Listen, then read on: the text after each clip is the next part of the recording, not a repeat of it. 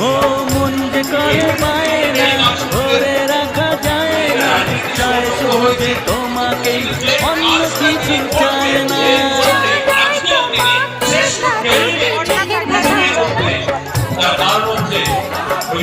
এ তো ভালোবাসা,